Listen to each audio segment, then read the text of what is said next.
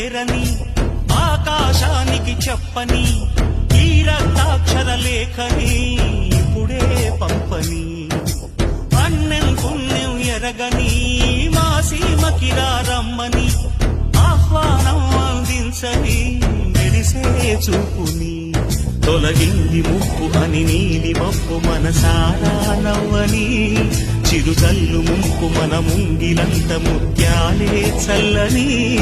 ASHA సుగంధమైన